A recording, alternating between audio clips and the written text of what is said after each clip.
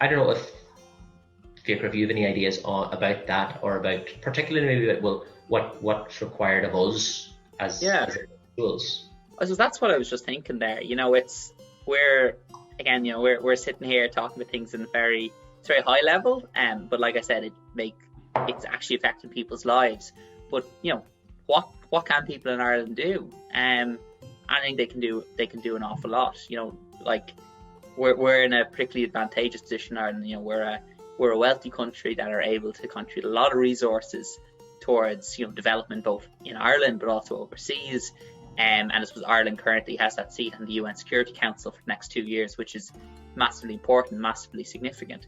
But look, as individual people, small steps make a huge difference. Engaging with those around us about the big issues of the day. So I think the stuff that's kind of come up is, say, for example, access to the vaccine. In Ireland, it's happening slowly but surely. We're getting there.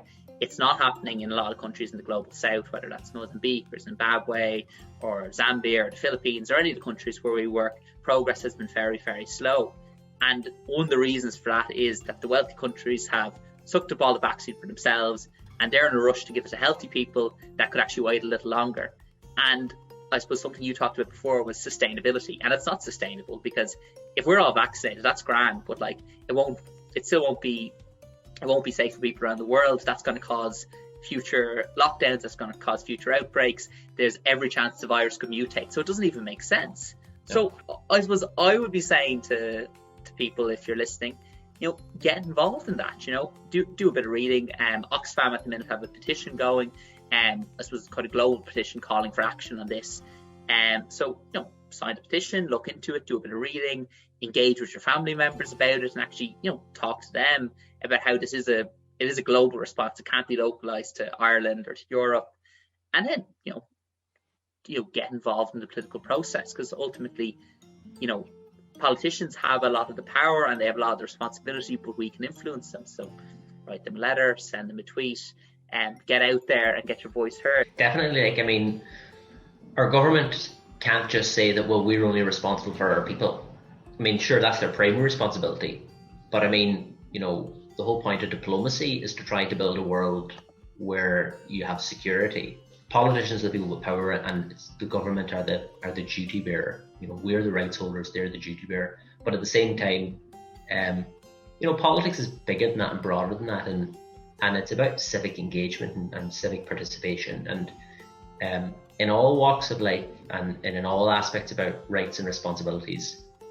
I think a vibrant, civically engaged society, where people are, engaging in their own community, their own community development, is important, because that also sets the scene. That's the ecology within which then we're able to become better citizens in terms of the national issue and the international issues. So I think it's like that idea of think globally and act locally, which I know Serve are running a program on. It's funny you should say that. you might want to segue into talking about that. Yeah. But I think we do have to you need to see the bigger picture, but you have to act locally. So I think we're all able to work towards social justice by all recognizing that we want to create in our own communities, and in our own neighborhoods and amongst the people that we live with, a sense of rights and responsibilities, as not just being about a matter of political opinion, or economic opinion for that matter, but actually about seeing that, well, these are the things that we need to live together in harmony. This is what we need for security. This is what we need in order to hopefully have a situation where everybody is able to reach their fulfillment. Where human flourishing is what our objective should be. Like, people shouldn't talk about the floor below which anybody, we don't want anybody to fall. It's also important to actually make sure that there's no glass ceiling there either. Yeah, no, absolutely. And something that's really important to me is, listening to others, and I think crucially, and there's been a lot of learning about this over the last year, is to listen to others, from diverse backgrounds and from marginalized groups, from underrepresented groups, and listen to people, and like not in just a throwaway sense, but really listen to what the issues people have and the solutions that are there. And I think we saw that say with the Black Lives Matter movement, which was putting issues on the agenda in Ireland that both locally and the national level just weren't being listened to. And I think unfortunately some of those issues still aren't being taken on board by some people in positions of power, and that's something that needs to be worked on over time. But yeah, I suppose just to kind of follow on what you said about Think Global, Act Local, that's something in Serve we're trying to do. We're developing a new program called Think Global, Act Local, surprise, surprise. And really it's about global learning. It's about learning about issues of justice, of solidarity, and then also trying to look towards finding the solutions. And how we do that is by giving people the opportunity to volunteer, whether that's virtually with Serve's overseas partners or actually in your local community as well, so that you're not just learning about the issues and not doing anything. You're actually learning, and then you're going out there and you're trying to do something about it.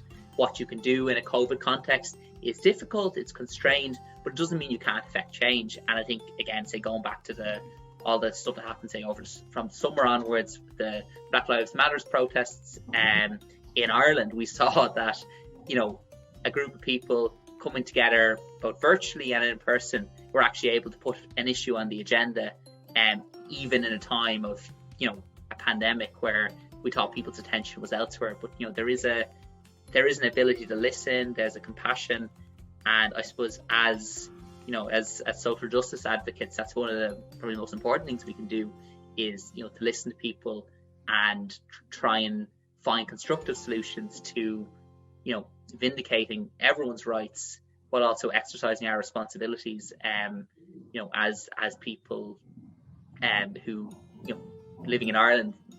We all have a certain amount of relative privilege, and to acknowledge that and realize that, and work within that framework to trying to achieve change. Thank you so much for watching and listening all of the videos that we've created during Social Justice Week, and we hope that you've learned something new and will spread the message that social justice matters.